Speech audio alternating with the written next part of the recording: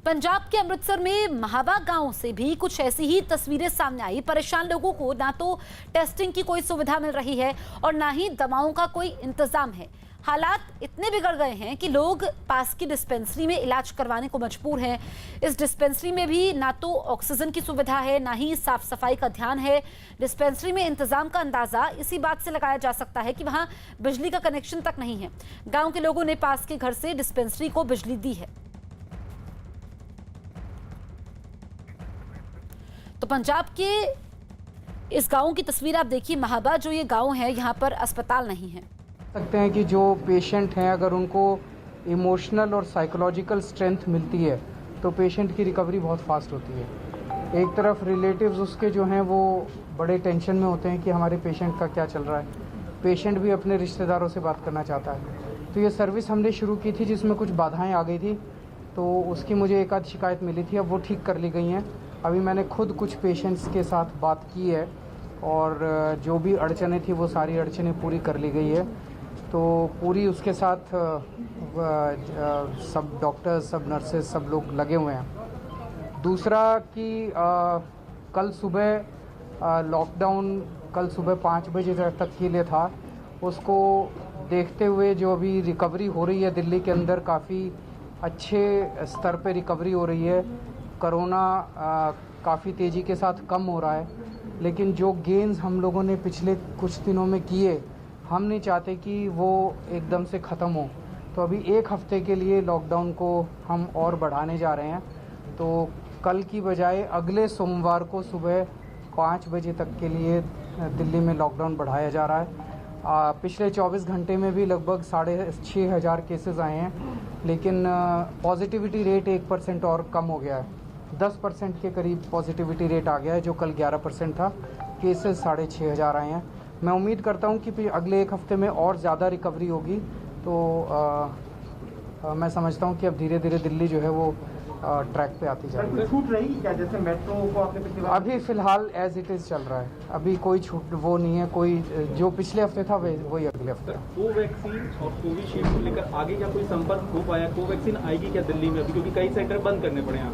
वो हमने केंद्र सरकार को भी लिखा हुआ है, हमने दोनों कंपनियों को भी लिखा हुआ है कि भाई आप हमें वो दीजिए, वैक्सीन दीजिए, लेकिन अभी वैक्सीन के आने का कोई इंडिकेशन नहीं है। ना ब्लैक फंगस के बारे में कुछ कहना चाहेंगे आप? जैसे कि कोविड के लिए मास्क जरूरी है, तो ब्लैक फंगस के लिए सबको चश्मा जरूरी होना चाहिए कि नहीं होना चाहिए? उसके लिए जो भी एहतियात बरतने की ज़रूरत है, दिल्ली सरकार वो सारी एहतियात बरतेगी। जो भी कदम उठाने की ज़रूरत है हम कदम उठाएंगे। Thank you. केंद्र में तो दिल्ली के मुख्यमंत्री अरविंद केजरीवाल को आप सुन रहे थे। दिल्ली में लॉकडाउन 1 हफ्ते के लिए और बढ़ा दिया गया है। ये अब की सबसे बड़ी खबर है। और मुख्यमंत्री अरविंद केजरीवाल ने कहा कि केसेस में कमी आई है, क्योंकि पिछले 24 घंटे में 6,500 केसेस आए हैं, लेकिन जो संक्रमण दर कम हुई है, जो कि 10% तक पहुंची है, हम नहीं चाहते कि वो संक्रमण दर बढ़े, केसेस ज्यादा हो। ऐसे में 1 हफ्ते के लिए लॉकडाउन और बढ़ाया गया है। यानी कि दिल्ली में अब लॉकडाउन अगले सोमवार सुबह 5 बजे तक रहेगा। और जो पाबंदियां थी, हमने पिछले हफ्ते देखा कि अरविंद केजरीवाल ने मेट्रो को बंद किया था, वही कड़ी पाबंदियां रहेंगी।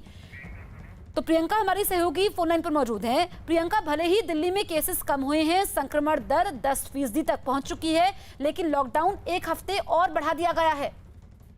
जी बिल्कुल, और इस तरीके के फैसले की उम्मीद भी की जा रही थी, क्योंकि अभी संक्रमण दर में कमी जरूर आई है, लेकिन मामले पूरी तरीके से खत्म नहीं हुए हैं। मौत के आंकड़ों की अगर बात करें तो कल सिर्फ 300 से पार दिल्ली में मौत के आंकड़े थे। ऐसे में 1 हफ्ते का लॉकडाउन बढ़ाकर इस संक्रमण दर को और कम करने की कोशिश की जाएगी। साथ ही उम्मीद की जाएगी कि जो मौत के आंकड़े हैं उनमें भी कमी आए। 1 हफ्ते का लॉकडाउन, वही सारी शर्तें जो लगातार 3 हफ्तों से चल रही है, और उम्मीद यही जता रही है सरकार की, जिस तरीके से 3 हफ्तों के लॉकडाउन में संक्रमण दर 35 के तकरीबन जो पहले पहुंच गया था, अब 10 के तकरीबन बना हुआ है, उसमें और गिरावट आए।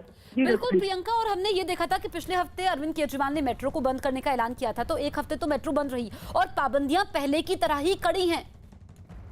जी बिल्कुल, लोगों के बेवजह बाहर घूमने पर पाबंदी है। हालांकि लोग वैक्सीनेशन के लिए जा सकते हैं, टेस्टिंग के लिए जा सकते हैं, यानी कि जो जरूरी चीजें हैं उनको छोड़कर बाहर बेवजह लोग ना निकले, इसकी कोशिश की गई है। इसके साथ साथ ये भी लोगों को अवेयर किया जा रहा है कि जो कोविड प्रोटोकॉल है, 2 वैक्सीन अगर लग भी गई है उसके बाद भी पूरी तरीके से फॉलो करना है, सिंगल वैक्सीन के बाद भी फॉलो करना है। कोशिश इस लॉकडाउन को बढ़ाकर सिर्फ यही की गई है कि जिस तरीके से गिरावट लगातार पॉजिटिविटी रेट में देखने को मिल रही है वो बरकरार रह पाए और पॉजिटिविटी रेट कम हो, दिल्ली के केसेस और कम हो। सबसे बड़ी बात जो चिंता है वो मौत के आंकड़ों पर है, तो एक हफ्ते में उस पर भी नजर रहेगी। प्रियंका, और हमने देखा कि काफी तेजी से संक्रमण दर घटी है। कल संक्रमण दर 11% थी, आज 10% हो गई है, 20 के पार थी पहले।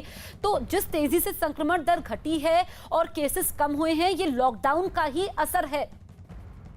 जी बिल्कुल, एक चेन तोड़ने के लिए ही लॉकडाउन लगाया गया था कि जो लोग बाहर निकलते हैं, मिलते हैं, एक दूसरे के मिलने से संक्रमण ब्रेक लगाने की कोशिश लॉकडाउन की स्पीड की जा रही थी और कहीं ना कहीं बहुत सक्सेसफुल रहा, क्योंकि 35 के लगभग जब पहले हफ्ते लॉकडाउन लगाने की बात हुई थी तब संक्रमण दर बना हुआ था। अब तकरीबन 10% पहुंच गया है। 25 के लगभग जो संक्रमण दर है उसमें गिरावट आई है। ऐसे में यही उम्मीद जताई जा रही है सरकार की तरफ से कि अगर एक हफ्ता और कनेक्शन टूटेगा, जो चेन ब्रेक होगी, तो इससे बहुत फायदा मिलेगा, संक्रमण दर में और कमी आएगी और मामले जो अभी भी 8,000 के लगभग दिल्ली में आए हुए हैं 24 घंटे में, उनमें और कमी आएगी, क्योंकि दिल्ली की स्थिति बेहतर हो सकती है, लेकिन आसपास जो बाकी के जो स्टेट्स हैं उससे अगर कमीशन दोबारा शुरू हो जाएगा, ढील दे दी जाएगी, तो जाहिर तौर पर मामलों में फिर बढ़ोतरी हो सकती है। बिल्कुल, तुम्हारी सहयोगी प्रियंका जानकारी दे रही थी और इस वक्त की सबसे बड़ी खबर यही है कि दिल्ली में लॉकडाउन को एक हफ्ते और बढ़ा दिया गया है। अगले सोमवार सुबह 5 बजे तक ये लॉकडाउन रहेगा। दिल्ली के मुख्यमंत्री अरविंद केजरीवाल ने कहा कि संक्रमण दर अब 10% हो चुकी है, केसेस में कमी आई है। 24 घंटे में 6,500 केसेस आए हैं, लेकिन जो हमने चेन को तोड़ा है वो बरकरार रहे, ऐसे में हमने लॉकडाउन को एक हफ्ते और बढ़ा दिया है। क्या भारत में कोरोना की तीसरी लहर का संकट